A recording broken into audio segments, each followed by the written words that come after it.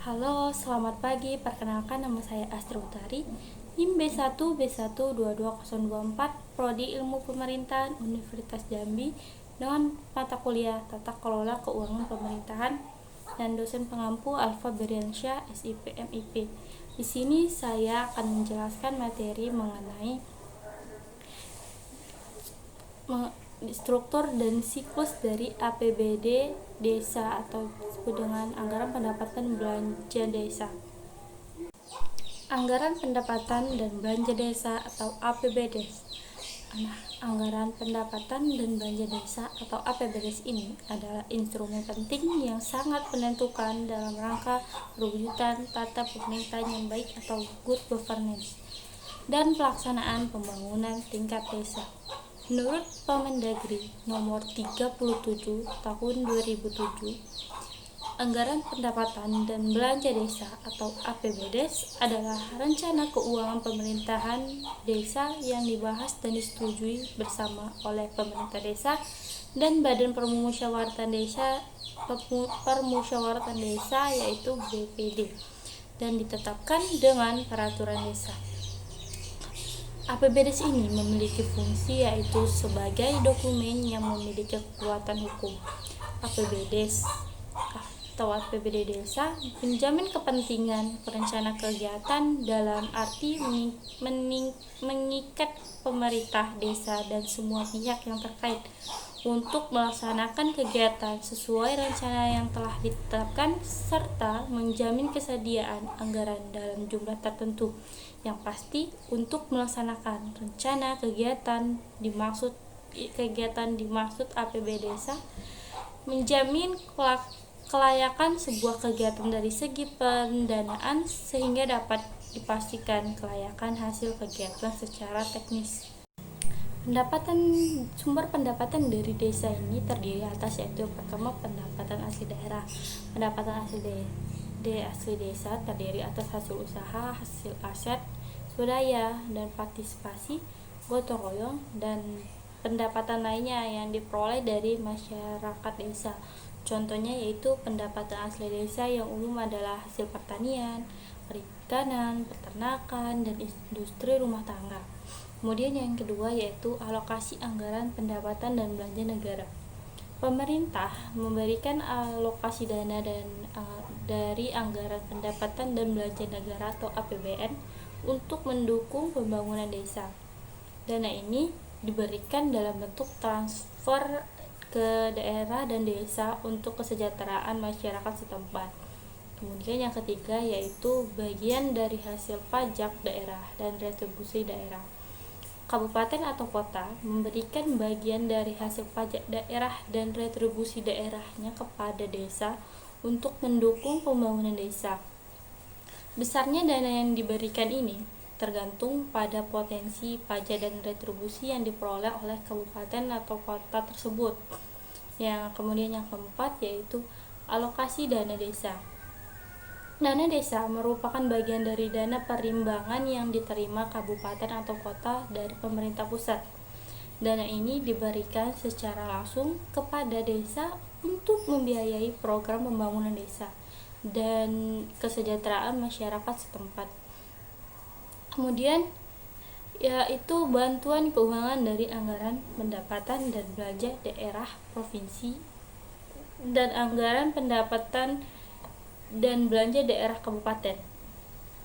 Pemerintah provinsi dan kabupaten kota memberikan bantuan keuangan kepada desa untuk mendukung program pembangunan desa dan kesejahteraan masyarakat setempat. Besarnya bantuan anggaran keuangan ini tergantung pada kebijakan dan anggaran yang tersedia di masing-masing daerah. Kemudian yang selanjutnya yaitu hibah dan sumbangan dari pihak ketiga yang menerima pihak ketiga yang tidak mengikat.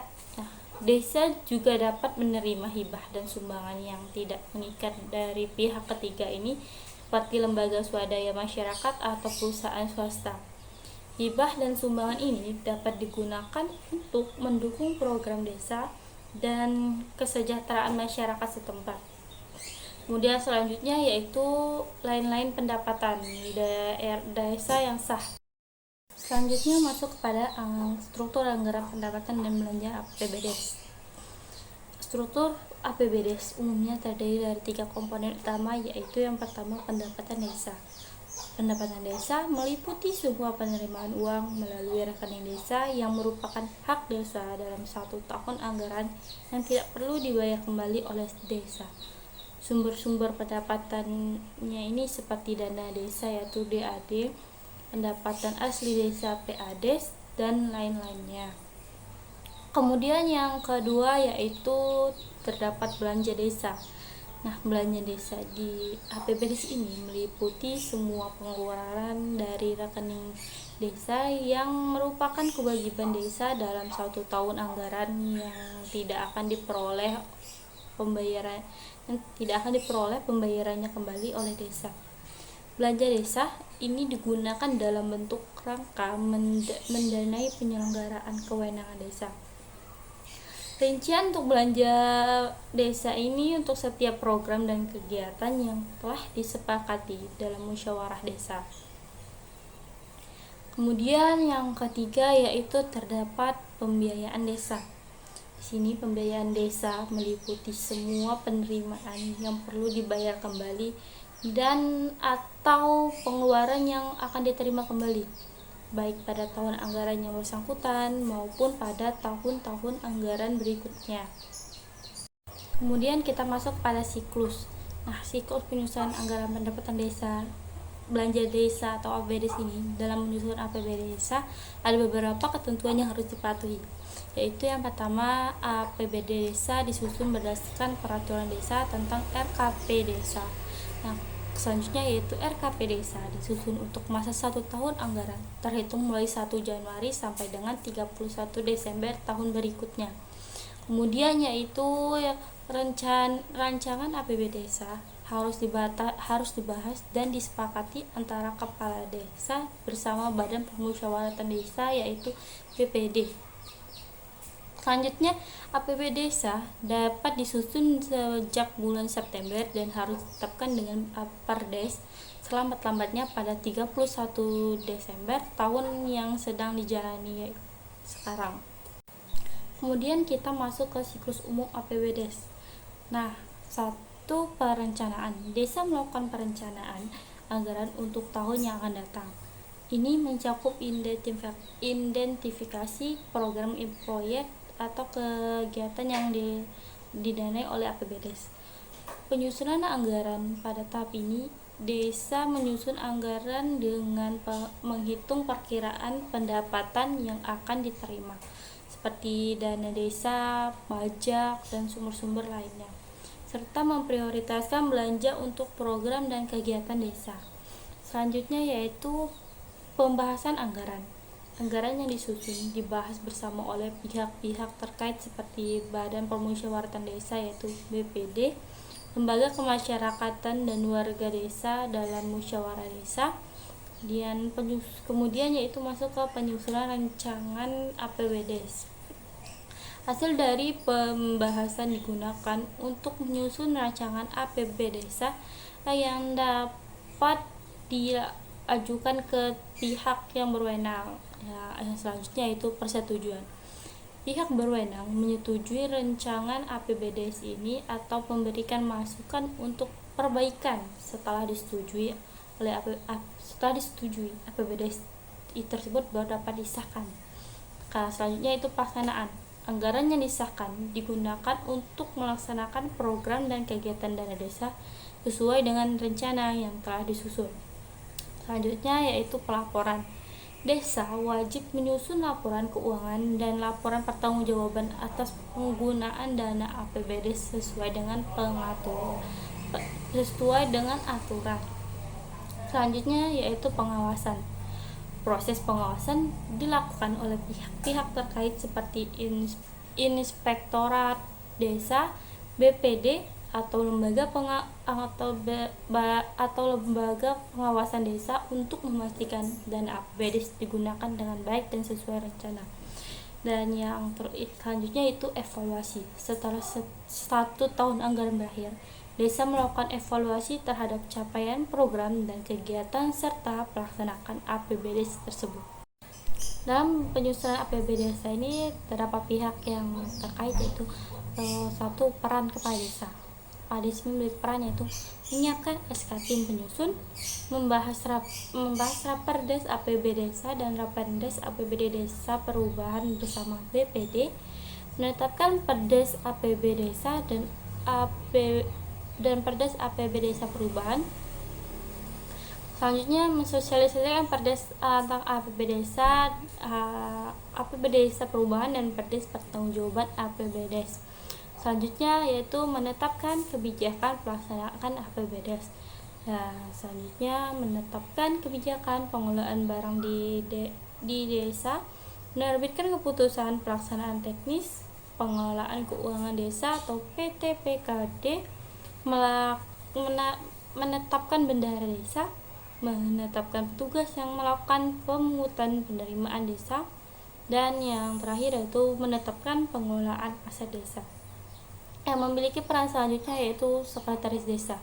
Di sini peran sekretaris desa yaitu memimpin penyusunan rencana kerja dan anggaran atau RKA, menyiapkan ranperdes APBD desa, ranperdes APBD desa perubahan, dan ranperdes pertanggungjawaban APBD desa. Selanjutnya yaitu memeriksa dan merekomendasikan RAB yang diusul oleh pelaksana, menyusun rancangan keputusan kepala desa terkait pelaksanaan perdes APBD desa dan APBD perubahan. Selanjutnya mendokumentasikan proses penyusunan APBD desa perubahan dan pertanggungjawaban APBD desa. Kemudian selanjutnya dalam melaksanakan tugasnya, sekretaris desa ini dibantu oleh pelaksana teknis pengelolaan keuangan desa yaitu PTPKD.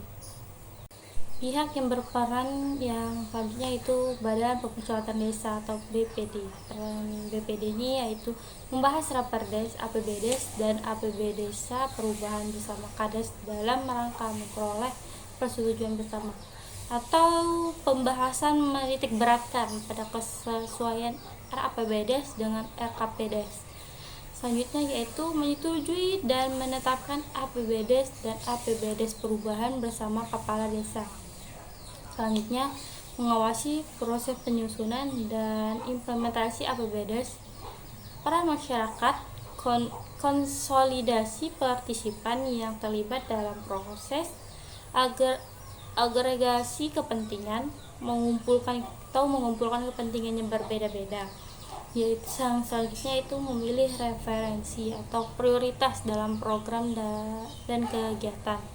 Selanjutnya monitoring dan evaluasi pelaksanaan perdes APBDes, terlibat penyusunan RKA sesuai dengan tema kegiatan tersebut.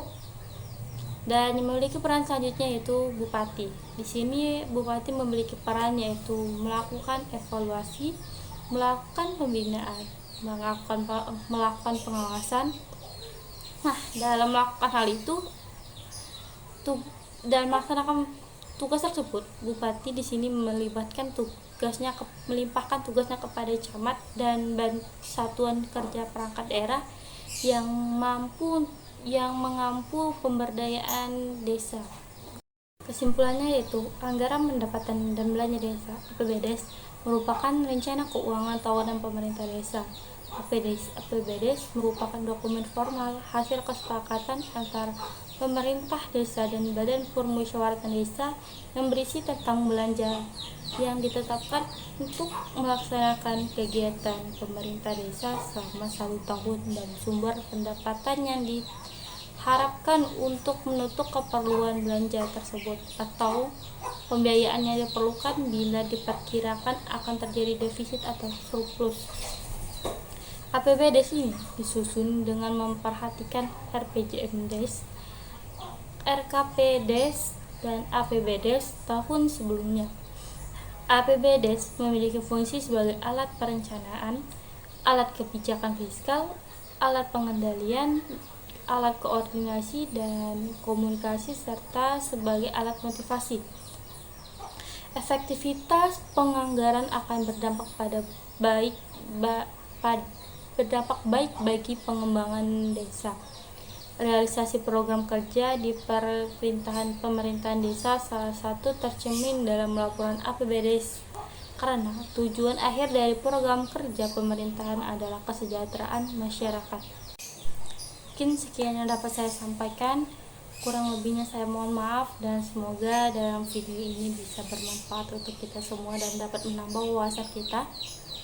Saya ucapkan terima kasih. Wassalamualaikum warahmatullahi wabarakatuh.